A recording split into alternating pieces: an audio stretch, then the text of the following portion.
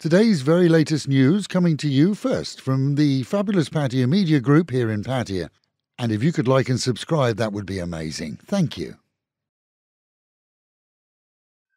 Pattaya's former mayor, Kun Itipon Kun Plum, a subsequent minister in the last government, is reported to have left Thailand for a vacation in neighbouring Cambodia a week ago as criminal court officials failed to serve him with a warrant involving the approval of the doomed condo building at Pattaya's Bali Hai pier.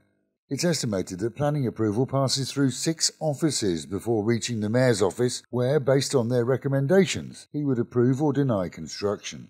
With 4 other people having been served with warrants or being sought to be served with warrants in the same case, it's taken so long to formalise them that the case is close to reaching its expiry date. That comes on Sunday, and the warrant is reported to have been issued only this past Tuesday. With the matter in long preparation and well publicised, many are stating that were he planning to flee, then he would have done so months ago.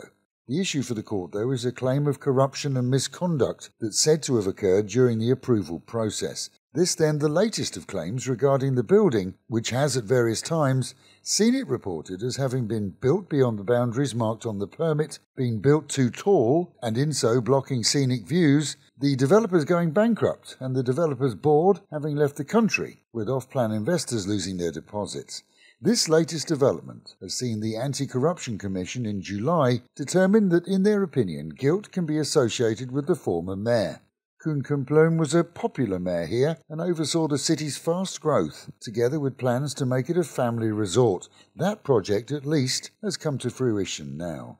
Perhaps returning from an enjoyable stay in Thailand, an 82-year-old Australian man was found to have passed away at Bangkok's main airport this week as he waited for his flight home. Old age for sure was the cause, and officials were very decent in their management of the situation, something that for sure doesn't happen every day, but for which there is a standard procedure.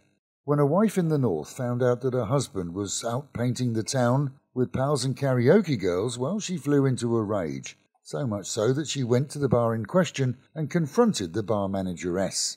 They had a row that spilled out into the street and saw the wife receive several knife wounds during the foray. The husband claims he tries to separate them. Police took his spouse away for medical treatment and the bar manager was being held for questioning. Reports indicate that when a Turkish expat fitness instructor endeared himself to several of his well-off female clients, it wasn't friendship that he wanted, but according to Bangkok police reports, it was their money. It seems he endeared himself to several and persuaded them to invest millions with him so that he could open a car repair centre. Only problem was that once he received the cash, they heard no more from him. They then eventually complained. He denies everything but was arrested on charges of fraud. And good news in Chiang Mai, as well-trained police dogs located a toddler who disappeared from his plantation home. Discovered by the dogs as he played alone in a field for close to 3 hours, during which it rained, the 2-year-old was of course unaware of his family's concern. It seems that Granny was supposed to be looking after him, but left him as she thought he was asleep. Either way, the family promises to keep a better eye on him for the future. And the dogs, well, they're the regional heroes of the day. Meanwhile at home in Pattaya, with the advent of the Fishermans Market early morning on Jomtien's beach daily, and sales of seafood direct from the local boats to customers wanting to get it as fresh as it gets, complaints have now been registered that the market is leaving a mess on the newly renovated sands. The president of the fishery group has agreed that there has been a mess in the past, but that within a week the issue will have been resolved. The dawn market has proved very popular with locals for sure. And Pattaya City has seen the introduction of what's called a Tag Pass, as mentioned by Megan on the morning show a week ago. Now on offer, it's a ticket valid for a day that for around 1,500 baht allows a user to visit any or all of 6 different attractions, get a massage at one of 3 listed venues, and, presumably as many times as they want, to eat at any of 14 different eateries. Google Tag Pass for details and terms, but for tourists it certainly sounds a good idea. The program already exists in several other Thai resort areas.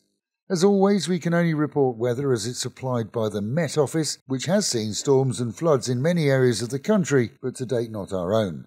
For tomorrow, they promise highs of 32, dropping down to 27, the real feel of 37, and a chance of rain in spots by the afternoon.